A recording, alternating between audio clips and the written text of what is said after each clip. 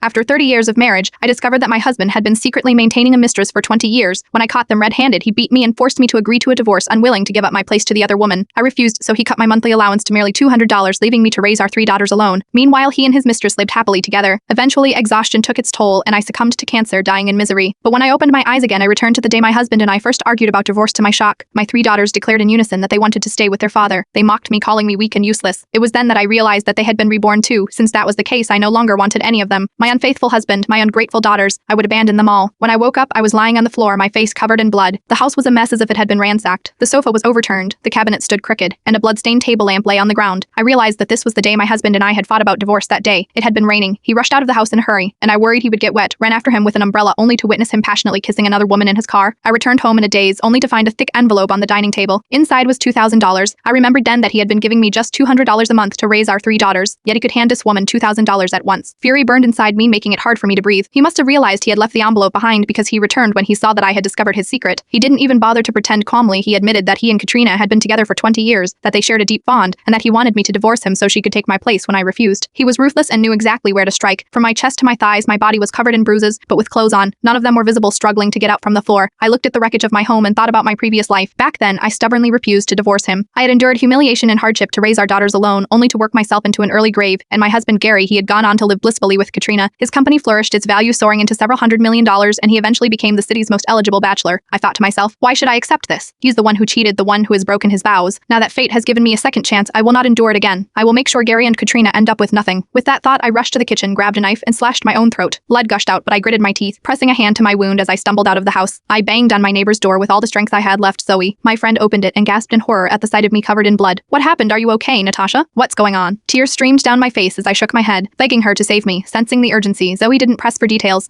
Instead, she immediately dialed the police while trying to comfort me. Don't worry, I'm calling the cops. They'll help you. The police soon arrived and took me to the hospital, where a medical examination revealed multiple soft tissue injuries and a mild concussion. It didn't take long for them to suspect domestic abuse. Before long, Gary was summoned. He had no idea what had happened in front of him. The police asked me directly, "Did your husband do this to you?" I flinched deliberately, feigning fear, then shook my head. No, I fell. It wasn't him. But it was obvious to anyone that my injuries weren't from a simple fall. I looked too frightened to tell the truth. Zoe, enraged, pointed at Gary and said furiously, "That's a lie. I heard sounds of a struggle from their house this morning. Her husband did this. He tried to kill Natasha." Zoe's accusation did not succeed. She lacked concrete evidence to prove that Gary had assaulted me, and since I refused to admit to the abuse, the police could do nothing more than issue him a verbal warning. Thinking I was still trying to protect Gary, Zoe sighed and said, "Why are you doing this to yourself?" I simply smiled without responding, but in truth, I had already tucked away the hospital's examination report. Admitting to Gary's abuse now would be letting him off too easily. After the warning, we returned home. Gary was in an extremely foul mood.